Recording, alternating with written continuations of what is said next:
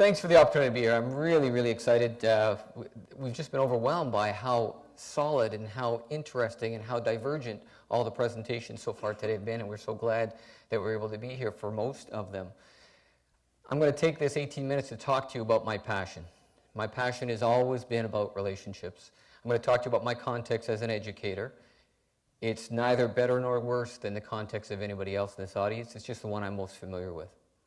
My son and I put together this little book called I Am the Future. I Am the Future is something I want every young person to realize, something I want every adult to also realize. And so as we process through these slides, I want you to think about the impact of I Am the Future. So we can talk about this whole notion of changing kids. We talk about bad crop. Boy, the kids used to be so much better way back when. In fact, when I was a kid, that was the best generation of kids ever. And we can continue to talk about that. A good friend of mine reminds us often that parents are sending us the best kids they have, right? They're not holding on to the really bright ones, saying, hey, try these ones on for size. Or we can talk about this whole notion of changing kids.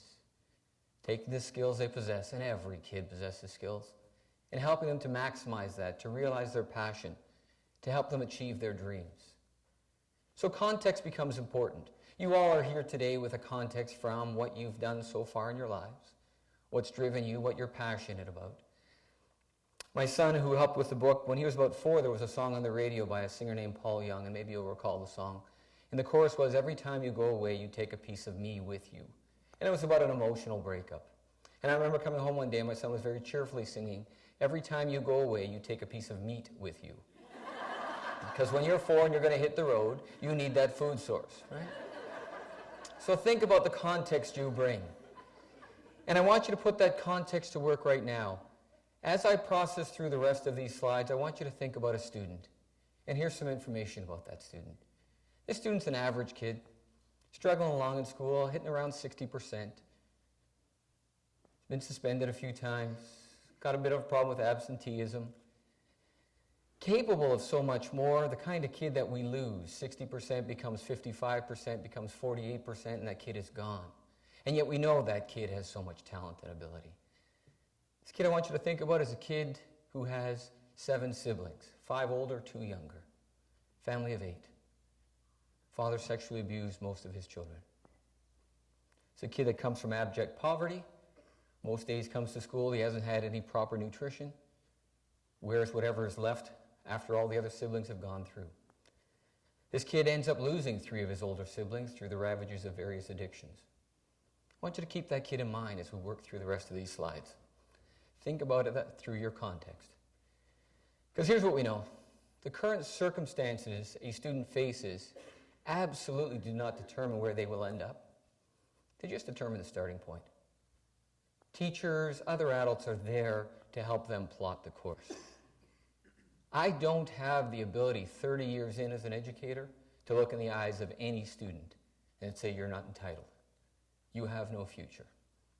In fact, my mantra over time has been this: every student's a success story waiting to be told. It's our job to help them tell their stories. All those things I told you about that student, those are all great variables, but they should never be used as excuses. We also know this, and I fully understand that, and I might even be willing to concede, we may not reach them all. Sometimes the circumstances beyond our control are just that. They're beyond our control. And I may be willing to concede that despite our overt positive, we may still lose a kid. I just don't want it to be because of our overt negative. I love this Chinese proverb, the one that plants the tree rarely gets to enjoy its shade. It is so true for us in education. The work that kindergarten teachers do, they are absolute miracle workers. They spend the first month getting kids to sit on the right part of the carpet. It's a major milestone at the end of September when kids are sitting in their spot. My travels now allow me to go visit kids in school. The scariest classroom by far and away is the kindergarten room. I'll go in there to read a story. There'll be a kid pulling on my pant leg. Another kid will blow his nose on my sleeve. Another kid will have read the story already. Somebody will want to know how old I am. At the end of 20 minutes, I'm breaking out into a cold sweat. The kindergarten teacher says, wow, that went really well. And I think you come back every day for this. They ought to be getting all of our support. About 15 years ago or so, my family and I were coming back from a family vacation. We lived in Nelson at the time. Closest airport was Castlegar. Anybody ever fly in or out of the Castlegar airport? Yeah, called Castlegar from November to March. So we thought we'd be smart. We drove to Kelowna. We flew down and had a great time. On our way back, we were coming through the Vancouver airport. Our flight to Kelowna has been canceled. Fog. We were flying on WestJet. Anybody ever fly on WestJet? Yeah, they're so amped up. You can't have a bad time even when you get a cancellation. So they've got us quite excited about the free 4-hour bus ride and a juice box. I mean, that's really over the top. And as we are piling onto the bus, the fellow who's been doing all of this organization taps me on the shoulder and says, "Excuse me, Mr. Hierck, I think I'm going to get another juice box. This is lucky." Next words out of his mouth, every educator's worst nightmare. "Remember me," he says. And you know what you do in that situation. You pause, you hope for clues. He senses I'm a little uncomfortable. He says, "It's Todd." "Todd," I lie, because I still don't know. But it started to come back to me. Todd's a kid I taught my first year teaching. I taught him science. He said, "There's something I've been meaning to tell you." I think, wonderful. I'm going to get a compliment. I should gather my wife and children around for the moment. He says, "Can we talk privately?" Well, off we go. He says, "Remember when you used to open the gym on Friday nights for floor hockey?" And I do, and here's why. We had a 2-year-old and a newborn at home. I just needed a break. 32 years later, I'm not sure my wife is yet ready to forgive me. So he said, "You may not have known this, but on Friday nights, we'd all go out drinking. When you opened up the gym on Friday night, I told the guys I couldn't go drink with them because I promised you I'd play floor hockey." Now, Todd's a kid I taught in science. I thought for sure he was going to say to me, "Listen, I was struggling in life, but when you taught me how to balance chemical equations, my goodness, the heavens opened up, the light shone down, and..." Now, Friday night floor hockey. Think of the opportunities that are presented day by day, minute by minute. Go back to what you heard this morning from Phil or from Heather. Extend that courtesy, that kindness, and watch where it goes. Barbara Colarosa says it this way. She says, "If kids come to us from strong, healthy, functioning families, it makes our job easier. If they do not come from strong, healthy, functioning families, it makes our job more important." Reflect back on that kid once more. Because we know this as well, the most powerful factor in transforming students is a relationship with a caring teacher who a kid feels particularly connected to. We did some research, we did some surveying of our students in the Sunshine Coast. We talked to our high school kids. We asked them the question, could you identify one significant adult in the building? Somebody you have a connection to. About half our kids said no, they could not. When we first started talking about that, people thought, oh, well, yeah, maybe, maybe not. You know, it's high school. If they need a hug, they ought to go back to elementary school. We teach content, we teach curriculum, we teach academics. So then we said, yeah, but here's what happened. We followed up with marijuana use. 60% of those kids disconnected. Weapons, threatening others with a weapon. 35% of those kids. Bullying, 45% of those kids. See, kids need to be connected all the way through their high school years. They need to know that somebody there feels like. Here's what else I know. A kindness extended gets multiplied.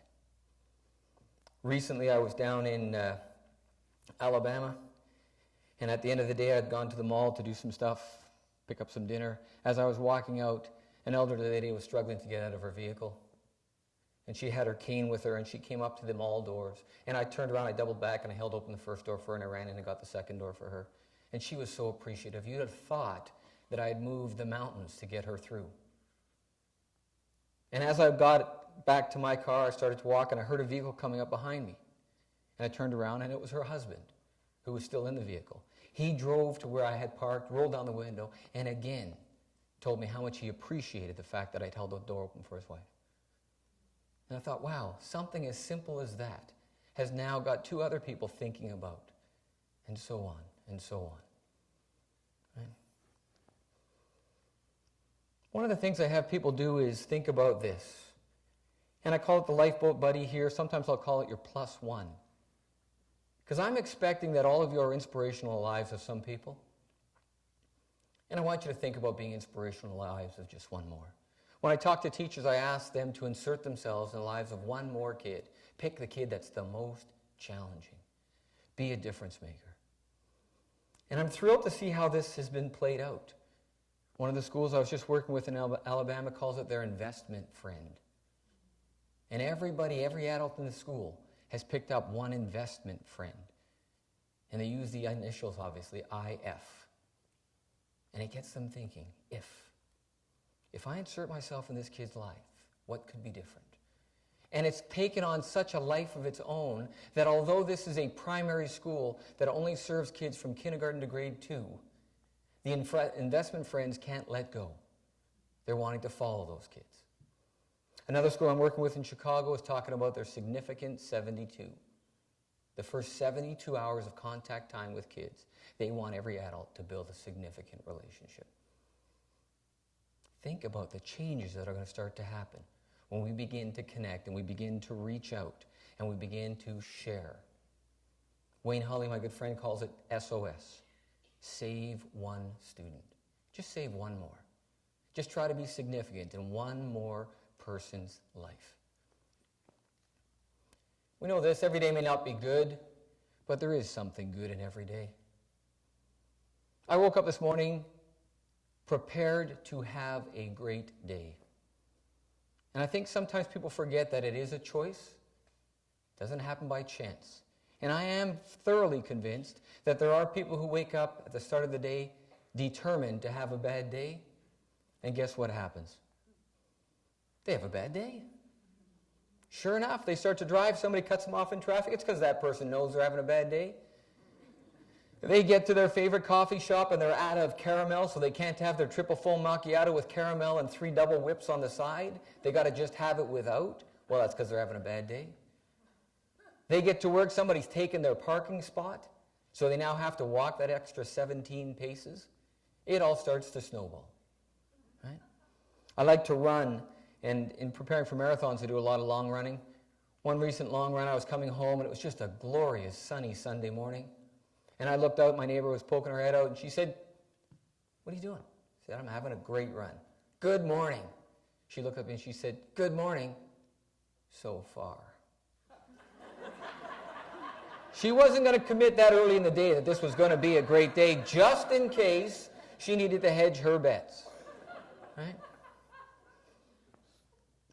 I love this from John Wooden. He says, if you don't have the time to do it right, when will you have the time to do it over? Good relationships take time, absolutely. Think about the most important relationship in your life today. It takes time, energy, investment. But here's the thing, bad relationships, they take even more time. And a damaged relationship sometimes is so damaged that we don't think we have the time to repair it. So we don't pursue it. We let it fester. Some things I believe.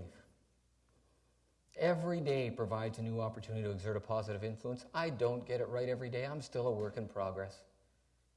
I'm not the perfect husband, perfect father, perfect educator, friend, or neighbor. But the more I invest in relationships, the more people are willing to forgive. The less I invest in relationships, the more people start to see my action as enemy action. When we eliminate hope, we create desperation. Think of some of the sharing that Phil did with us. The desperation that would lead someone to be on the street. When we eliminate hope, nothing else matters. Dreams come in size XXXL. Dream big. Think about it this way. What would you try to do if you knew you would not fail? Make that your dream. Every student represents a success story waiting to be told. I've shared that with you. That's my passion and my belief. And then first with the heart, then with the head. Once we connect with the heart, the head will follow. Let me take you back to that student as our time wraps up. That student didn't have a whole lot of things going. Except what that student did do and did have is someone willing to take some time. You see, that student's me. I grew up that child of poverty and abuse. I've lost 3 siblings to the ravages of drugs and alcohol. I have 3 other siblings that can't function as adults today. I've got a million reasons why I should not be here with you today. And I've got a million reasons why I should. I get this fabulous opportunity to travel and spend time with brilliant people like you. I've had this amazing woman who has loved me unconditionally for 33 years. I've got 3 fabulous kids who have brought 3 other adults into our lives, and we are now waiting for our 4th grandchild to arrive. If I had to repay all of the kindnesses I've received, I'd have to live to be 187. My life is still out in front of me. The choices I get to make are about what comes next. For me, it wasn't about the fact that I don't have too many parent-child memories where I'm the child. It is about the fact that I got a boatload where I'm the parent. Life is what you make of it.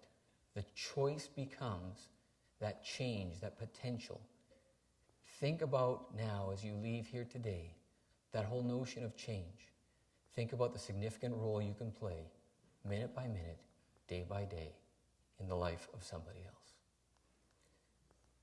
Thank you very much for your time. Feel free to continue the conversation. It's been a blessing.